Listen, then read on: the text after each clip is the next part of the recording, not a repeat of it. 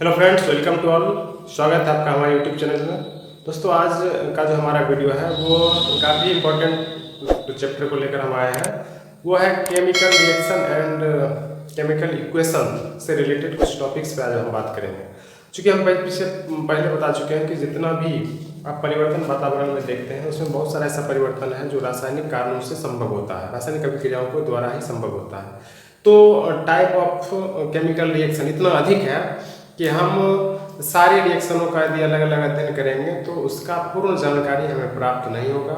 तो उसके लिए रासायनिक अभिक्रियाओं को कई भागों में बांटा गया है, जिसमें से हम आज आपको उसके अलग अलग जो पार्ट है उसके बारे में इन डिटेल्स इस वीडियो में बताएंगे और आपको एक एक टॉपिक इस प्रकार से समझाएंगे कि आपको फिर से इसको याद करने की कोई आवश्यकता नहीं होगा। बस आप मेरे साथ बने रहिए वीडियो में और हम आपसे बात करते हैं, हम आपको सिखाते हैं कि किस प्रकार से रासायनिक अभिक्रिया को बांटा गया है और आप इजीली समझ भी जाएंगे।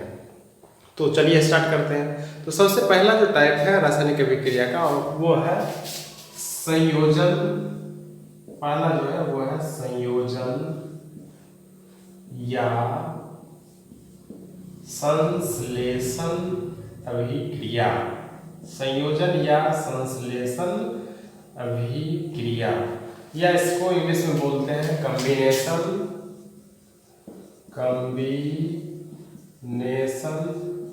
और सिंथेसिस रिएक्शन।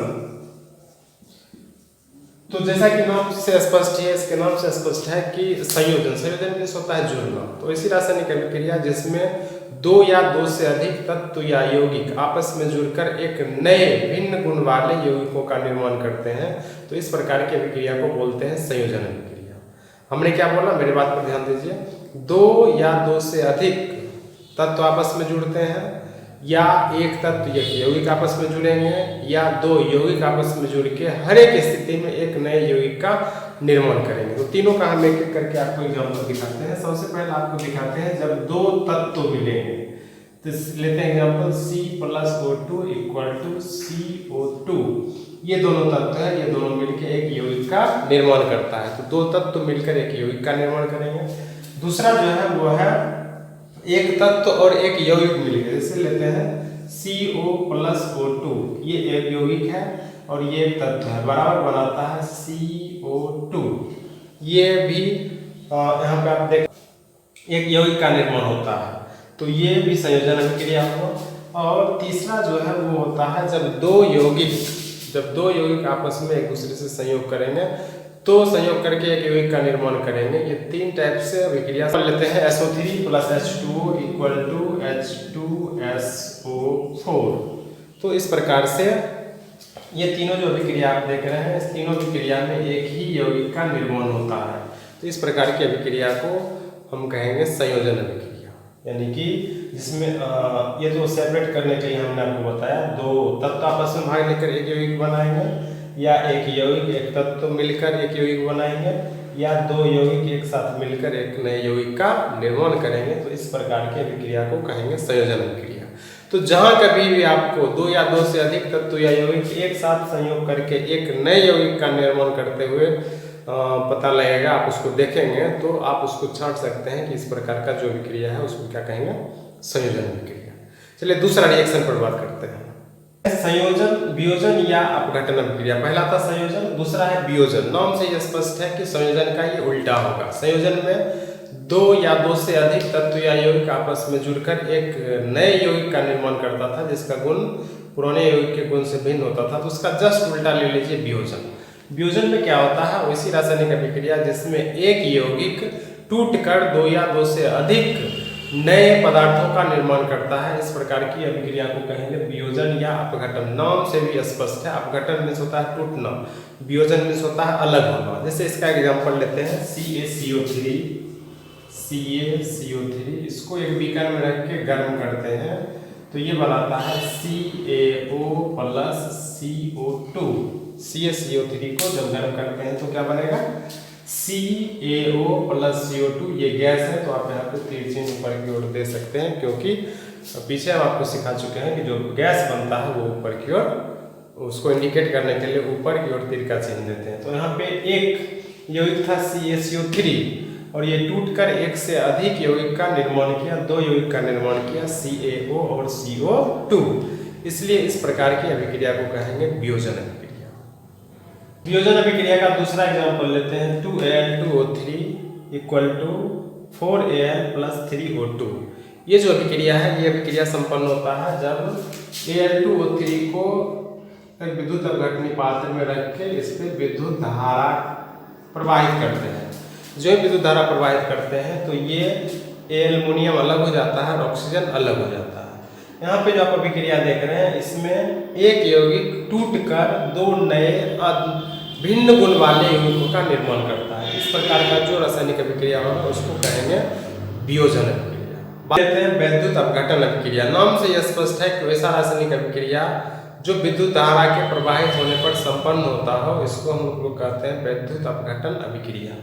इसका एक बहुत अच्छा एग्जाम्पल है जो हम लोग अपने दैनिक जीवन में देखते हैं कि जब हम लोग अपने घर में अर्थिंग का जो वायर डाले हुए रहते हैं और उससे जब वोल्टेज अधिक नहीं आता है तो क्या करते हैं, तो उसमें नमक और पानी का एक मिश्रण बनाते हैं और अर्थिंग में जाके डाल देते हैं। जो ही अर्थिंग में डालते हैं तो उसमें जो NaCl का विलयन था NaCl वो पहले से चूंकि उसमें विद्युत धारा उस अर्थ वायर के द्वारा आ रहा था वो तेज गति से आयनों के रूप में टूटने लगता है और विद्युत धारा का जो प्रबलता है वो बढ़ जाता है।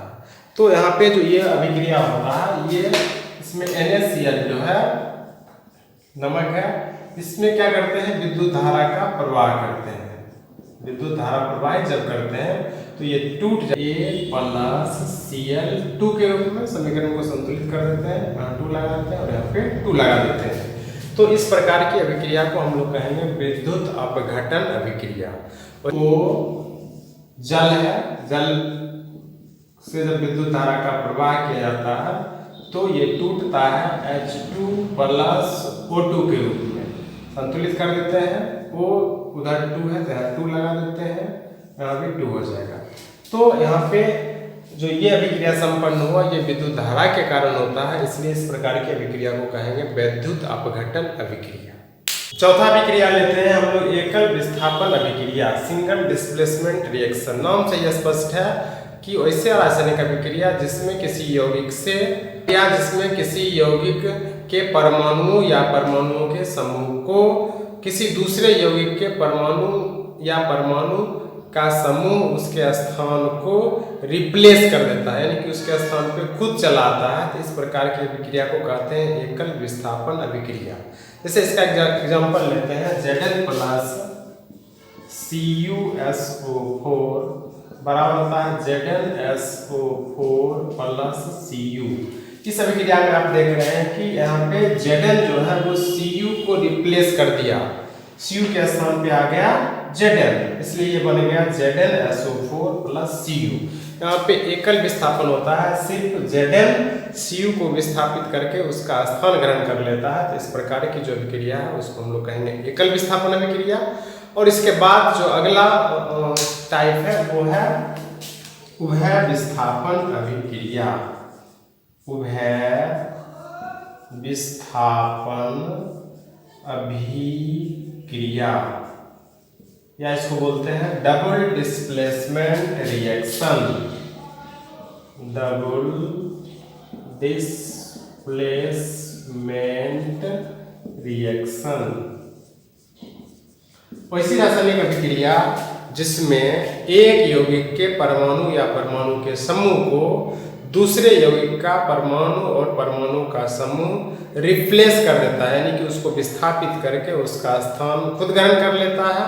ये दोनों यौगिक का जो परमाणु है या परमाणु का समूह है एक दूसरे के साथ करता है, पहला के स्थान पे दूसरा जाता है और दूसरे के स्थान पे पहला जाता है। तो इस प्रकार का जो अभिक्रिया होता है उसको हम लोग बोलते हैं उभय विस्थापन अभिक्रिया। इसका एग्जाम्पल लेते हैं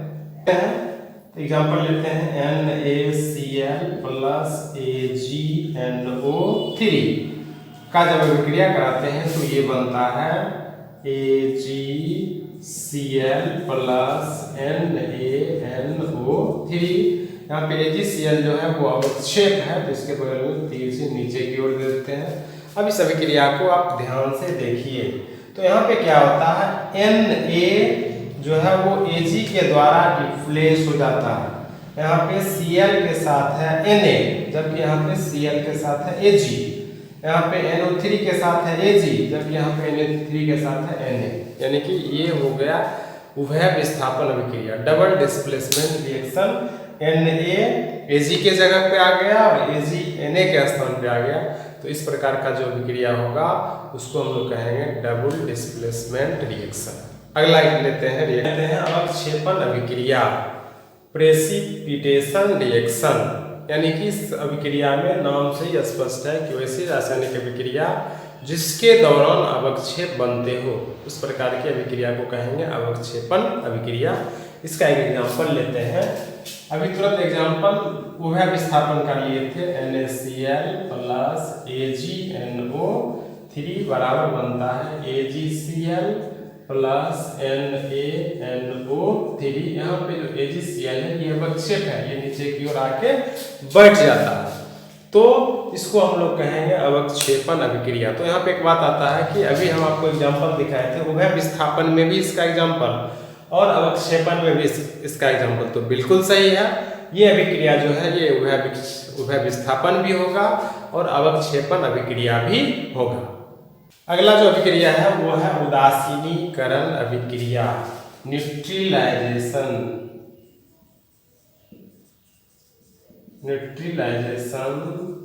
रिएक्शंस। यहाँ पे नाम से स्पष्ट है उदासीनीकरण अभिक्रिया वैसी रासायनिक अभिक्रिया जिसमें अभिक्रिया के दौरान भाग लेने वाले अभिकारक चाहे अम्ल हो या भस्म हो उस या उदासीन यौगिक का निर्माण होता हो, तो इस प्रकार की अभिक्रिया को हम लोग कहेंगे उदासीनीकरण अभिक्रिया। HCl प्लस NaOH, तो ये बनाता है NaCl प्लस H2O। HCl क्या है, तो ये है अम्ल।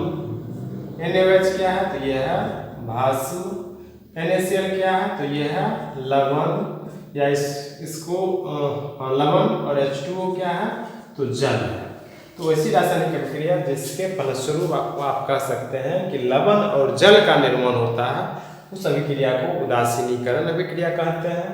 और प्रायः अम्ल और भस्म अभिक्रिया करके उदासीन लवणों का निर्माण करता है। इस प्रकार की अभिक्रिया को कहेंगे हम लोग उदासीनीकरण। इसके लिए हम एक सूत्र भी दे सकते हैं। सूत्र क्या दे सकते हैं, तो लिख सकते हैं अम्ल प्लस भस्म बराबर लवण प्लस जल। किसी भी उदासीनीकरण अभिक्रिया में ही होता है। यहाँ पे HCl है, यह हाइड्रोक्लोरिक अम्ल है। NaOH सोडियम हाइड्रोक्साइड भस्म है। NaCl नमक लवण है और H2O जल है। तो सूत्र आ गया अम्ल प्लस भस्म बराबर लवण प्लस जल। तो यही होगा उदासीनीकरण अभिक्रिया।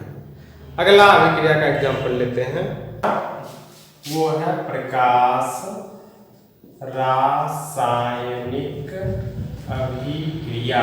प्रकाश रासायनिक अभिक्रिया या इसको बोलते हैं फोटोकेमिकल रिएक्शंस। वैसी रासायनिक अभिक्रिया जो सूर्य के प्रकाश या वैसी रासायनिक अभिक्रिया जो प्रकाश की उपस्थिति में संभव हो, उसको हम लोग कहते हैं प्रकाश रासायनिक अभिक्रिया। जैसे आपको एग्जांपल दिखाते हैं, H2 प्लस Cl2 बराबर, यहाँ पे कुछ नहीं होता है। H2 प्लस Cl2 बराबर कुछ नहीं होगा, क्योंकि H2 हाइड्रोजन और क्लोरीन अंधेरे में रासायनिक अभिक्रिया नहीं करता है। अगर हाइड्रोजन और क्लोरीन को आप एक अंधेरे कमरे में बंद करके छोड़ देंगे तो उसके बीच कोई अभिक्रिया नहीं होता है। लेकिन जो ही इसको लाइट में रखते हैं, सूर्य प्रकाश में रखते हैं, तो ये बनाता है हाइड्रोजन क्लोराइड HCl। यहाँ पे इसके लिए क्या चाहिए, तो प्रकाश चाहिए। तो वैसी रासायनिक अभिक्रिया जो प्रकाश की उपस्थिति में संपन्न हो, उसे हम लोग कहते हैं प्रकाश रासायनिक अभिक्रिया। इसका दूसरा जो बहुत अच्छा एग्जाम्पल है वो होता है प्रकाश संश्लेषण अभिक्रिया के बारे में। आप जान रहे हैं कि पेड़ पौधे अपना भोजन प्रकाश संश्लेषण प्रक्रिया के दौरान ही बना पाता है। और प्रकाश संश्लेषण में होता क्या है कि सूर्य प्रकाश की उपस्थिति में पौधे पौधे भोजन बनाते हैं और ये दिन में संपन्न हो पाता है। अगर प्रकाश नहीं रहेगा तो पौधे अपना भोजन नहीं बना पाएंगे। तो उसके लिए समीकरण लिखते हैं। ये का रिएक्शन होता है 6CO2 प्लस 6H2O बराबर, यहाँ चाहिए सूर्य का प्रकाश, तो ये बनाता है 6O2 plus C6H12O6।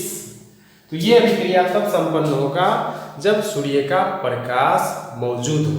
Carbon dioxide ये क्या है? ये है जल। और ये क्या है? ये है ऑक्सीजन और ये है ग्लूकोज। यानी कि प्रकाश संश्लेषण प्रक्रिया के दौरान ही हमें ऑक्सीजन भी मिलता है। अगला जो टाइप है वो है 9 नंबर, वो होता है ऑक्सीकरण तथा अवकरण अभिक्रिया, या इसको एक साथ बोलते हैं रेडॉक्स रिएक्शन। एक साथ क्या बोलते हैं? Redox reaction. और ये जो अभिक्रिया है ये बहुत ही इंटरेस्टिंग है और बहुत ही जबरदस्त है। ऑक्सीकरण अवकरण अभिक्रिया दैनिक जीवन में ऑक्सीजन अवकरण से रिलेटेड घटनाएं बहुत सारा घटते रहता है। तो ये जो चैप्टर है ये थोड़ा सा बड़ा है, इसलिए इसके लिए हमने एक अलग से एक्स्ट्रा वीडियो बना डाला है, जिसका लिंक इस वीडियो के डिस्क्रिप्शन बॉक्स में हम डाल देते हैं। आप उसको देखिएगा। उसमें पूरा टॉपिक है ऑक्सीकरण अवकरण अभिक्रिया क्या है, ऑक्सीकारक अवकारक क्या है, ऑक्सीकरण संख्या कैसे ज्ञात करेंगे, ये आप उस वीडियो से देख लेंगे। तो कुल मिला के अभी तक हमने आपको रासायनिक अभिक्रियाओं का 9 टाइप बताया। तो ये 9 टाइप जो है वो आपको अच्छा से तैयार कर लेना है। जितनी भी रासायनिक अभिक्रिया है उसे मुख्य रूप से इसी 9 भागों में बांटा गया है। तो मुझे उम्मीद है कि वीडियो आपको अच्छा लगा होगा और आपको इस वीडियो से काफ़ी कुछ सीखने को मिलेगा। यहाँ पे जो भी अभिक्रियाएं दी गई है वो बिल्कुल सिंपल है, सबका अपना अपना गुण है, तो आप उसको छांट सकते हैं।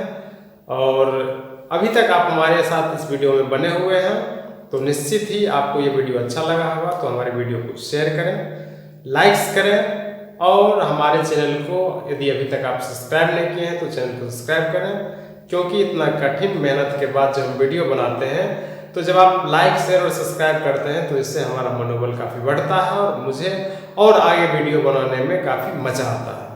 तो मिलते हैं फिर से अगले वीडियो में, तब तक के लिए wish you all the best. Thank you.